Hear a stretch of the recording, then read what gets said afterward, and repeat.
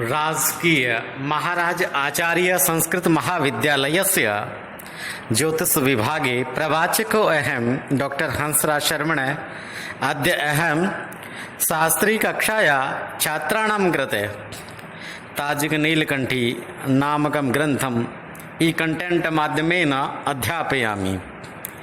अद्य अहम ताजिक नीलकंठी ग्रंथांतर्गते तात्कालिक ग्रह साधनम तथा च भयात भवोग साधनम प्रतिपादयामि। तत्रादौ आचार्य नीलकंठेन ताजिक नीलकंठी अंतर्गते तात्कालिक ग्रह साधन विषय प्रोक्तम तद्यथा। गतस्य दिवसाध्येन गतिर्निघ्ने खसडृता लब्धं मंसादिकं सोद्यं योज्यं स्पष्टो भवेद् ग्रह। गतस्य दिवसाध्येन गत एस्य दिवसादि चालनम गति निघ्नि गति ग्रहाणाम स्व स्व गति निघ्नि गुणिता घसड्रिता षष्ट्या भक्ता लब्धम प्राप्तम किम अंसादिकम लवादिकम तत् लब्ध फलम पंक्तिस्थ स्पष्ट ग्रहे सोद्यम योज्यम वा तदा ग्रह स्पष्टो भवेत्। अत्र प्रश्नम् उत्पद्यते किं नाम चालनम गच्चालनं किम् एस्य चालनं किम्। स्पष्ट गृहे कदा ग्रहचालनं शोध्यते कदा योज्यते। अत्र भवतां कृते सर्वेषाम् उक्त प्रश्नानां समाधानं मया प्रस्तूयते। श्रूयन्ताम्। तावत् प्रथमं किं नाम चालनम् इति प्रश्नस्य उत्तरं दास्यामि। पंचांगे यस्मिन् कालस्य स्पष्ट ग्रहो विद्यते अथवा यत् कालिको स्पष्ट ग्रहो विद्यते तत्कालं ग्रह स्पष्ट कालं पंक्ति कालं मिश्रमानं व उच्यते। जातकस्य जन्म कालयो ग्रह स्पष्ट कालयो व पंक्ति कालयो अनन्तरं चालनम् उच्यते। यदा जातकस्य जन्म उक्त पंक्ति कालात् पश्चाद्वर्ती स्यात् तदा पंक्ति कालं ग्रहस्पष्ट कालं वा जातकस्य जन्म कालात् शोध्यते। जातकस्य जन्म कालात् पंचांगस्थ ग्रहस्पष्ट कालं शोधनेन यदवशिष्यते तद् एस्य चालनम् अभिधीयते। तद् एस्य चालनं धनात्मकं भवति। यतोहि पंचांगस्थ स्पष्ट ग्रह कालात् पश्चादेव जातकस्य जन्म काल विद्यते। तेन ग्रह जातकस्य जन्म समये किंचित् अग्रे भविष्यति। अनेन उक्त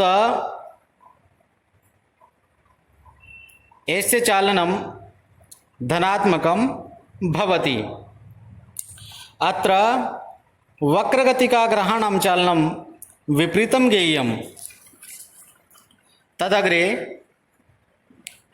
यत्र जातकस्य जन्मकाले पंचांगस्थ ग्रह स्पष्ट कालात् पूर्ववर्ती विद्यते तत्र पंचांगस्थ स्पष्ट ग्रह कालात् जातकस्य जन्मकालं शोध्यते। अनेन ग्रह स्पष्ट कालात् जन्मकालं शोधनेन यदवशिष्यते तद् गतचालनं भवति।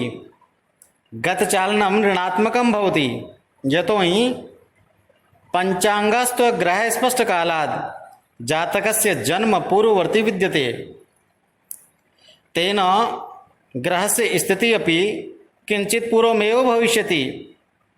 अनेन गतचालनं पंक्तिस्थ स्पष्ट ग्रहे शोध्यं तथा च वक्रगतिका ग्रहाणां चालनम् अत्र विपरीतं ज्ञेयम् इत्याशय। अत्र तात्कालिक ग्रह साधनार्थं मया उदाहरणं प्रस्तूयते दृश्यताम्। अत्र जातकस्य जन्मिष्ठकाले गुरुवासरस्य त्रिघटिका 39 विघटिका विद्यते। तथा च पंचांगे ग्रह स्पष्ट काले पंक्तिकालो वा बुधवासरस्य 45 घटिका 7 विघटिका विद्यते। तदा तात्कालिक ग्रह साधनं क्रियते। दृश्यताम्। अत्र जातकस्य जन्मकाले पंक्तिकालात् अधिकं विद्यते। अनेन जातकस्य जन्मकालात् पंक्तिकालं शोध्यते। दृश्यताम्। जातकस्य जन्मेष्ठकाले 5 दिवसे त्रिघटिका 39 विघटिका ग्रह स्पष्ट काले पंक्तिकाले वा चतुर्दिवसे 45 घटिका 7 विघटिका विद्यते। अनयोरन्तरं क्रियते तदा किं प्राप्यते? दृश्यताम्। 0 दिवसे 18 घटिका 22 विघटिका प्राप्यते। एतद् शेषम् एस्य चालनम् अभिधीयते। यतोहि अत्र जातकस्य जन्मकाले पंचांगस्थ ग्रह स्पष्ट कालात् पश्चादवर्ती विद्यते। अत्र सूर्यस्य कलादिगति 26 विलिप्तिका 69 लिप्तिका विद्यते। दृश्यताम्। श्लोकानुसारं चालनं ग्रहगतिभिः गुणिता षष्ट्या विभाजिता यत् लब्धं तत् अंशादि ग्रहगति चालन फलं विद्यते। दृश्यताम्। अत्र चालनं 0 दिवसा 18 घटिका 22 विघटिका अनयो सूर्यस्य गति 69 लिप्तिका 26 विलिप्तिका भी गुणिता। दृश्यताम्। अत्र 18 विघटिका 26 विलिप्तिका अनयो गुणनफलम् 8,600 22 विघटिका 26 विलिप्तिका अनयोर्गुणनफलं द्विसप्तत्योत्तर पंचशतानि तदग्रे एकोनषष्टिलिप्तिका अष्टादश घटिका वै गुणिता तदा गुणनफलं किं दृश्यताम् द्विषष्ट्याधिक एकसहस्रमितं तदग्रे द्वाविंशतिविघटिका एकोनषष्ट्या लिप्तिका गुण्यन्ते तदा किं प्राप्यते दृश्यताम् अष्टनवत्याधिक द्वादशशतानि अन्यो योगफलं क्रियते तदा किं प्राप्यते दृश्यताम् द्विषष्ट्याधिक एकसहस्रमितं लिप्तिका षट्षष्ट्योत्तर सप्तदशतानि विलिप्तिका द्विसप्तत्योत्तर पंचशतानि प्रतिविलिप्तिका षष्ट्या तष्टिते तदा दृश्यताम् द्विसप्तत्योत्तर पंचशतानि षष्ट्या तष्टिते तदा किं प्राप्यते दृश्यताम् षष्ट्या विभजनेन लब्धि 9 द्विसप्तत्याधिक पंचशतानि चत्वारिंशदधिक पंचशतानि अनयोरन्तरं 32 शेषः विद्यते लब्धिस्तु 9 अग्रराश्यां योज्यते योगफलं किं जायते दृश्यताम् पंचसप्तोत्तर सप्तदशशतानि अनयोपि षष्ट्या तष्टिते तदा लब्धि 29 प्राप्यते तद अग्रिम राशि योज्यते अत्र पंचसप्तत्योत्तर सप्तदशानि तथा च चत्वारिंशदधिक सप्तदशानि अन्तरं क्रियते तदा 35 अवशिष्यते तदग्रे द्विषष्ट्याधिक सहस्रम् 29 वियोजनेन एकनवत्याधिक एकसहस्रं जातं तदपि षष्ट्या तष्टिते तदा लब्धि 18 प्राप्यते अत्र एकनवत्याधिकसहस्रम् 80उत्तरसहस्रेण शोध्यते तदा 11 विलिप्तिका अवशिष्यते तथा च अग्रे 18 लिप्तिका प्राप्यते अनेन षष्ट्या तष्टिते सति लब्धि 18 लिप्तिका 11 विलिप्तिका जायते तदग्रे लब्ध गुणनफलं श्लोकानुसारेण षष्ट्या विभाजिते षष्ट्या विभजनेन किं प्राप्यते दृश्यताम्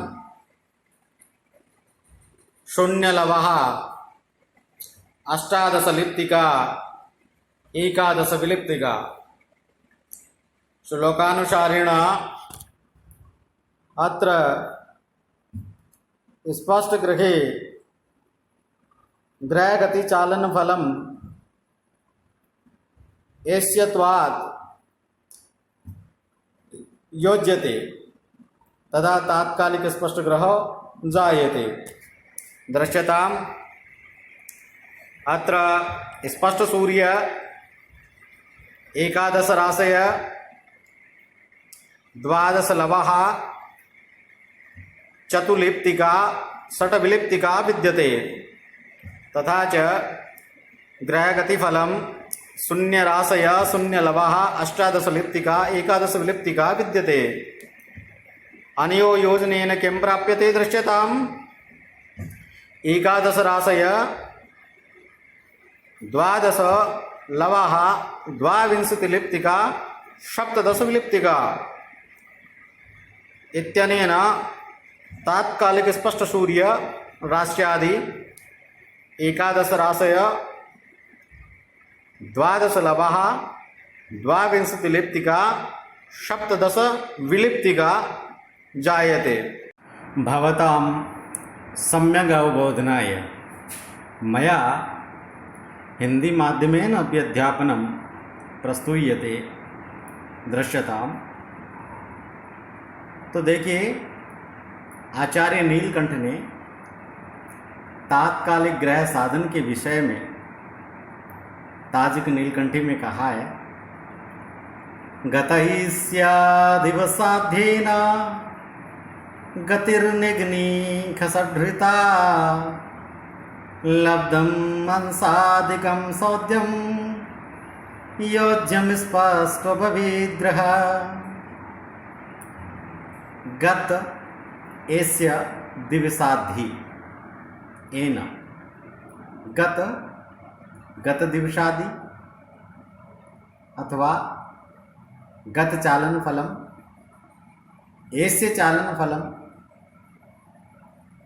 गतिर्निग्नी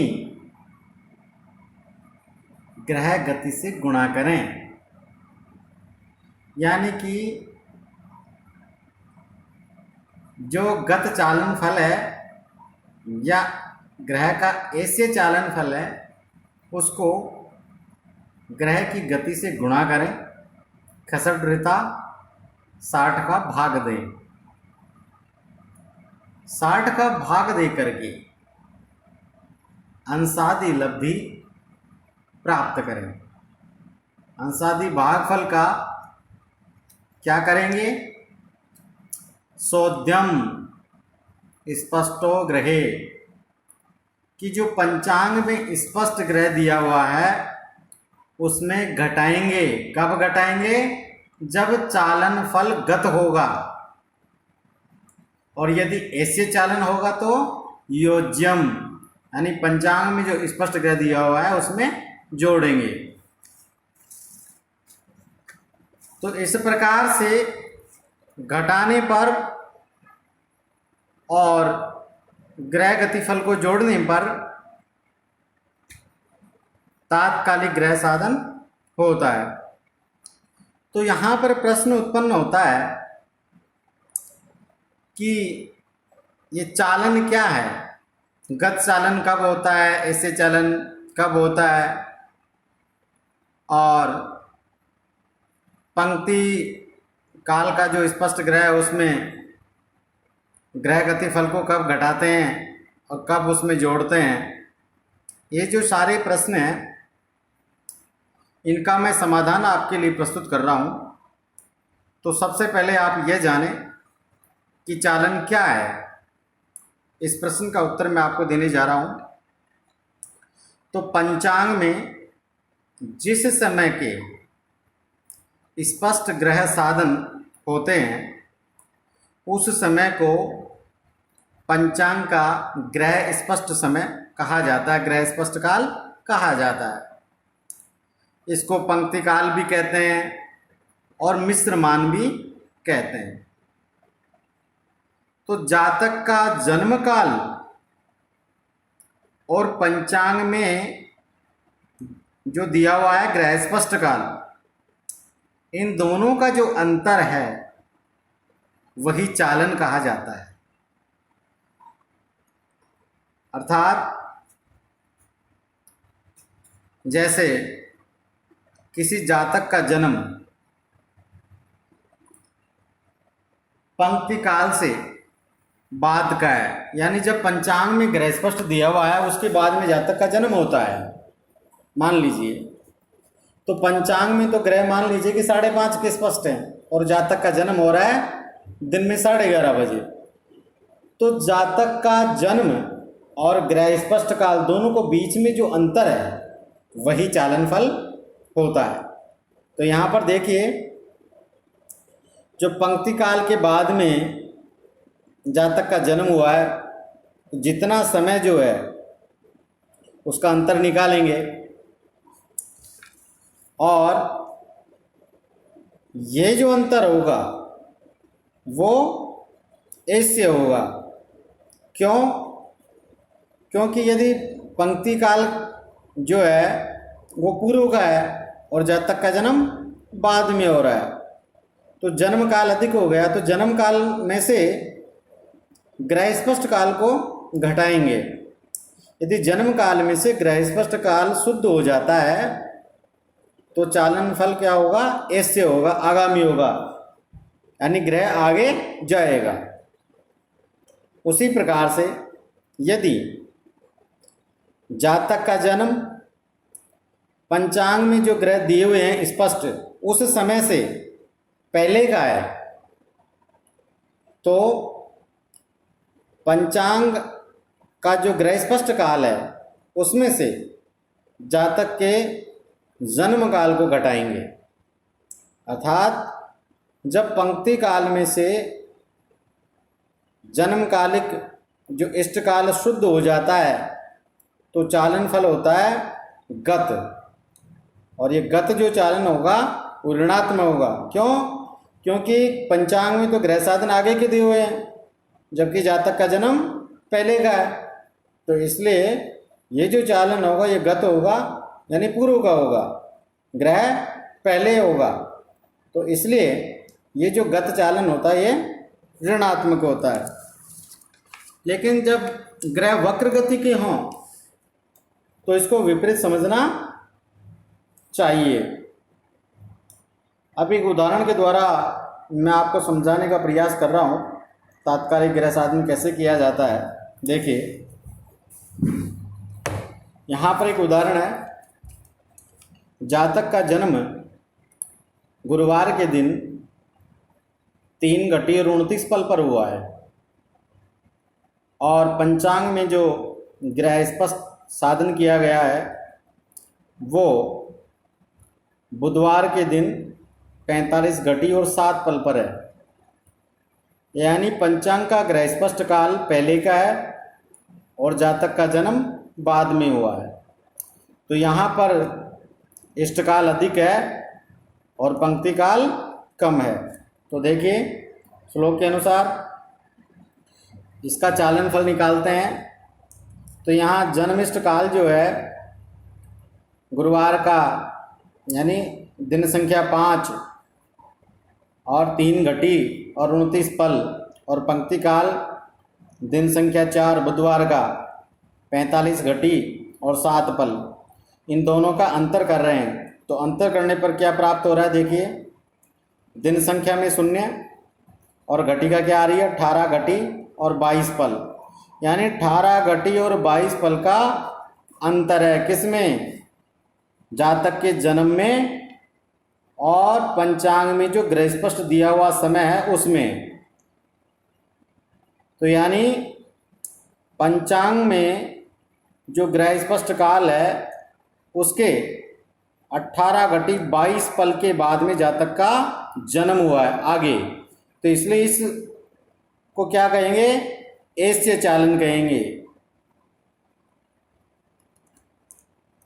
अब यहाँ पर सूर्य की गति 59 कला और 26 विकला है। उदाहरण हम देखिए, तो श्लोक के अनुसार चालन को क्या करेंगे? ग्रह गति से गुणा करेंगे और 60 का भाग देंगे। भाग देने पर देखिए क्या प्राप्त हो रहा है? अंशादि ग्रह गति चालन फल। आगे चलिए, देखिए यहाँ पर जो अपने को ऐसे चालन प्राप्त हुआ था 18 घटी और 22 पल, इसको ग्रह गति सूर्य की 59 कला और 26 विकला से गुणा कर रहे हैं। तो 18 घटी को 26 विकला से गुणा किया तो गुणनफल प्राप्त हुआ 468, इसको विकला कहेंगे, 468 विकला। फिर 22 जो पल है इसको 26 से गुणा किया, 26 विकला से, तो ये जो गुणनफल प्राप्त हुआ 572, ये भी क्या हुआ, प्रति विकला हो गया ये। आगे चलते हैं, 59 से 18 को गुणा किया तो गुणनफल प्राप्त हो गया 1062, और फिर 59 से 22 को गुणा किया तो गुणनफल प्राप्त हुआ 1298। इनका योग किया तो योग करने पर देखिए क्या प्राप्त हो रहा है, 1062 विकला, 1766 प्रति विकला, और 572 जो है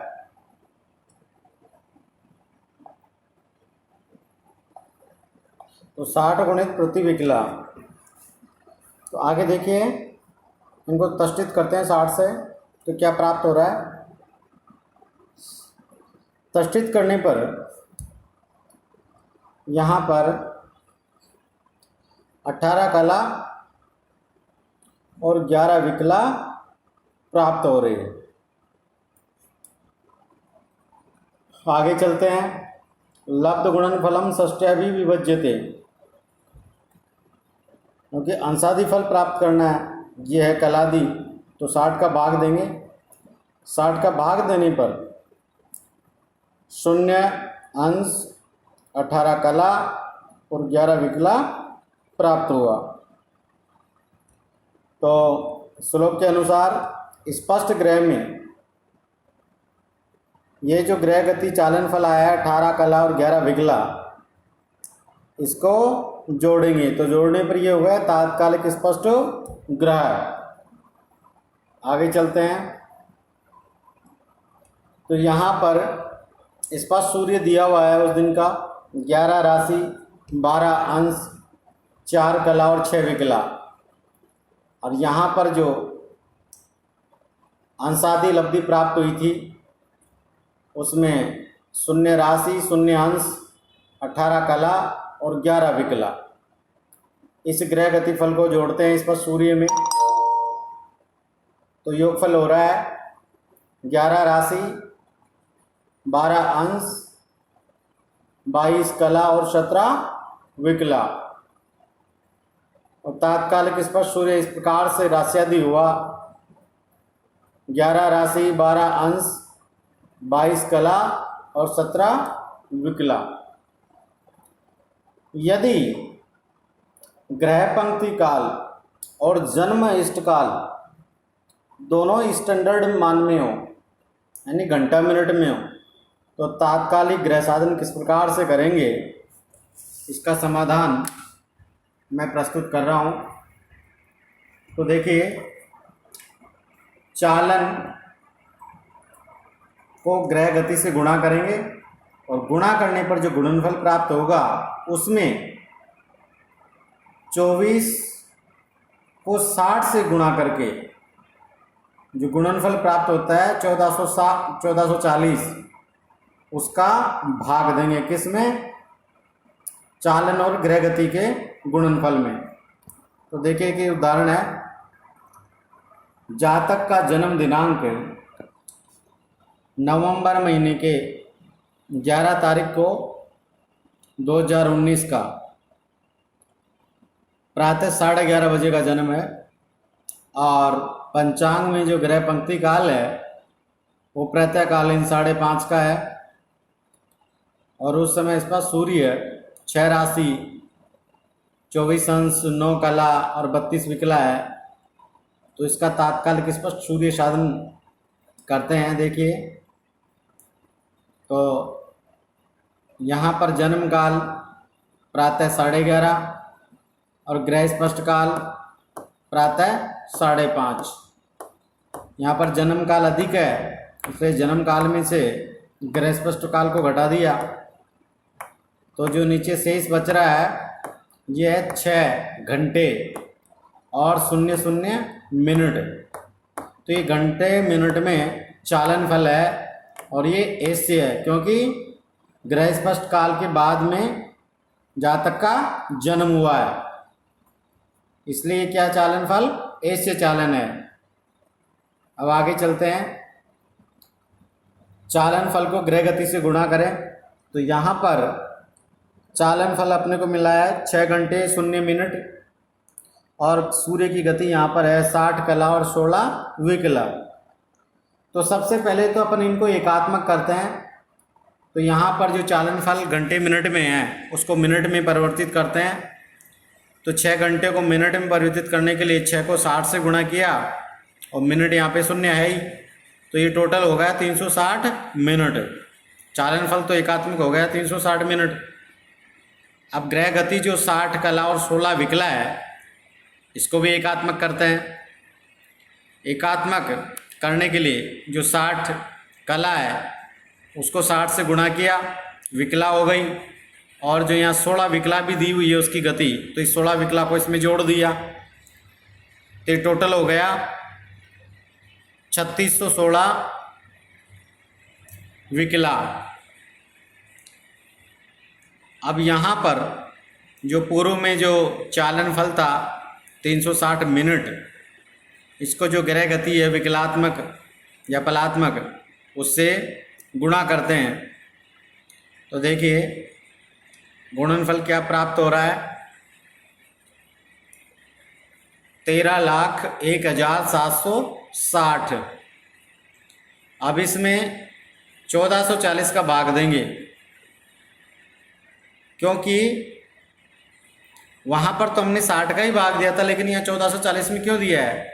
इसलिए दिया है क्योंकि यहाँ पर जो चालन फल है वो स्टैंडर्ड मान में है, और स्टैंडर्ड मान जो है घंटा मिनट में होता है, तो उसको इसमें परिवर्तित करने के लिए अपन ने 60 को 24 से गुणा किया था और ये गुणनफल हुआ था 1440। तो 1440 का इस गुणनफल में भाग दे रहे हैं तो भागफल प्राप्त हो रहा है 904 विकला। इसकी कला बनाते हैं 60 का भाग दे करके, तो प्राप्त हो रहा है 15 कला और 4 विकला। ये क्या हुआ? ग्रह गति फल हुआ। अब यहाँ पर जो इस पर सूर्य दिया हुआ है 6 राशि 24 अंश 9 कला और 32 विकला, इसमें जो ग्रह गति फल प्राप्त हुआ है 0 राशि 0 अंश 15 कला और 4 विकला, इसका योग करते हैं। तो योग करने पर जो योगफल प्राप्त हो रहा है देखिए 6 राशि 24 अंश 24 कला और 36 विकला, ये क्या है? ये तात्कालिक स्पष्ट सूर्य है। तो इस प्रकार से तात्कालिक ग्रह साधन करते हैं। आगे चलते हैं। भयात भवोग साधन। तो ताजिक नीलकंठी में भयात भवोग साधन के लिए आचार्य नीलकंठ ने कहा है, गत्रेक्ष नाड़ी खरसे सुशुद्धा सूर्योदयादिष्ट घटे सुयुक्ता भयात संज्ञा भवति हतस्य निजरेक्ष नाड़ी सहिता भवोग। अर्थात गत ऋक्ष नाड़ी, गतम व्यतीतम ऋक्षम नक्षत्रम नाड़ी घटिका, अर्थात गत नक्षत्र घटिका मानम ख रसेषु शुद्धा, ख शून्य रसषड अंकानां वामतो गति इत्यनुसारेण षष्ठी षष्ठीभिर शुद्धा शुद्धयते। यदवशिष्यते तद सूर्योदयादिष्ट घटीसु युक्ता, सूर्योदयात् जन्मकालिक यावदिष्ट घटिका लभ्यते ताभि युक्ता भयात संज्ञा भवति हतस्य। तत्संज्ञा किम? भयात, अर्थात गत नक्षत्र घटिका षष्ठी घटिकासु शुध्यते यदवशिष्यते तस्मिन् जन्मकालिक इष्ट घटिका भी योज्यते तदमानं भयात संज्ञा।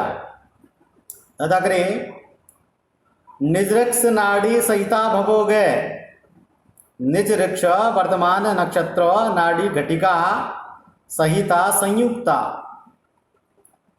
तदा किं जाता? भवोग, नक्षत्रस्य भवोगमान, अर्थात गत नक्षत्र घटिका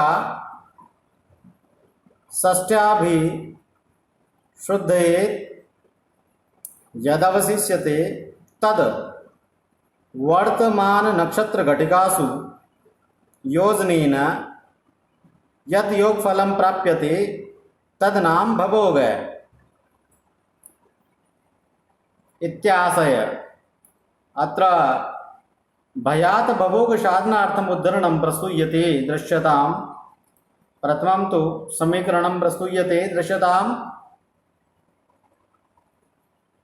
षष्ट्या गत नक्षत्रमानं शुद्धयते इष्टकालमानं च योज्यते तदा किं? भयातम्। तथा च षष्ट्या गत नक्षत्रमानं शुद्धयित्वा वर्तमान नक्षत्र घटिकामानं योजयित्वा किं लभ्यते? भवोग। तदग्रे चल्यते। अग्रे उदाहरणं प्रस्तूयते जातकस्य जन्म विंशत्याधिक विंशतिशतानि ईस्वीय संवत्सरस्य अगस्त मासस्य 13 दिनाङ्के जयपुरनगरे प्रातःकाले 11:30 अभवत्। सूर्योदयकाले तस्मिन् दिवसे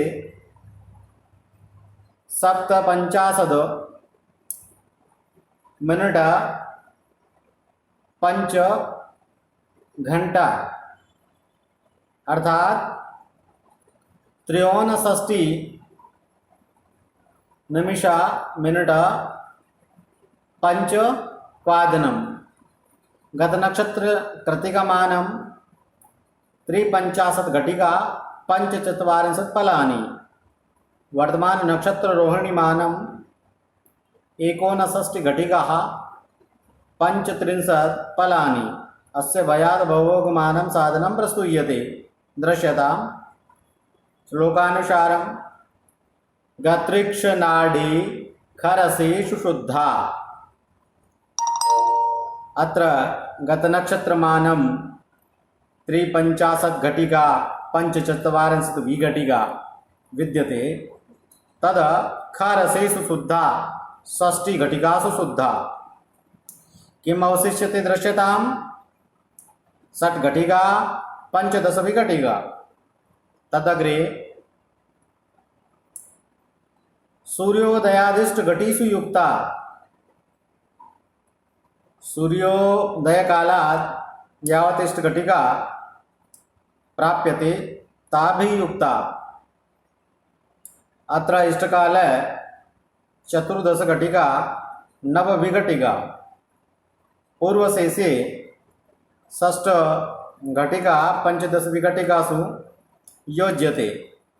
योगफलं किं प्राप्यते दृश्यतां? 20 घटिका 24 विघटिका।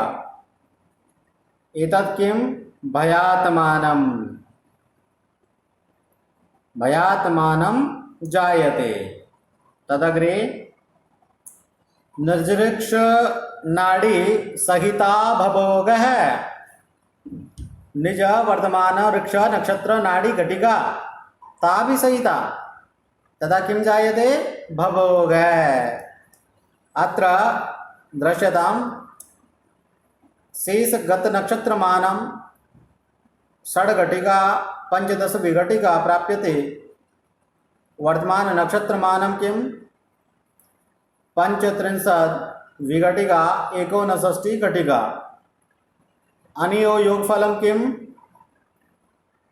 पंचषष्टि घटिका पंचाशत् विघटिका अनेन पंचषष्टि घटिका पंचाशत् विघटिका भवोगमानम जायते। तो देखिए भयात भवोग साधन के लिए एक श्लोक प्रस्तुत है। गात्रेक्ष नाड़ी खरसे सुशुद्धा सूर्योदयादिष्ट घटे सुयुक्ता भयात संज्ञा भवति हतस्य